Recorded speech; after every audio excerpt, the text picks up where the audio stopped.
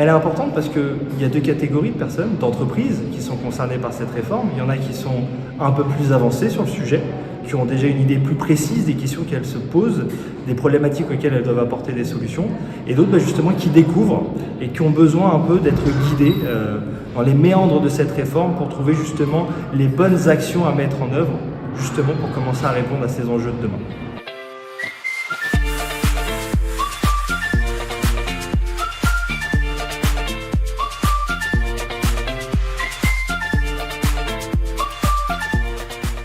Il y a des pays comme l'Espagne, la Hongrie et d'autres qui ont déjà commencé, qui ont pris départ vers des réformes comme aujourd'hui on connaît en France pour juillet 2024.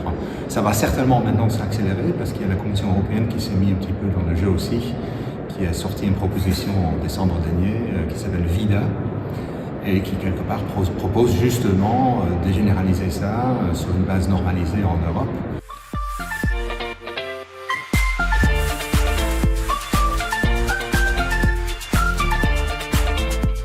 Il faut aller chercher des gains qui seront des gains plutôt de productivité, des gains d'amélioration du processus, d'amélioration de sa donnée de base, donc amélioration de tout ce qui va tourner autour de ces deux processus.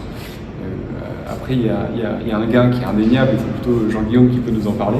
Effectivement, le fait que ce soit une réforme fiscale, l'administration, elle va pouvoir mettre à disposition une déclaration de TVA qui soit pré-remplie. Donc le travail aujourd'hui d'un service de comptabilité qui consiste à arrêter les comptes à la fin du mois, de faire la somme des débits et des crédits de TVA pour faire une déclaration d'administration fiscale, ce travail-là, en fait, il sera préfet par l'administration fiscale.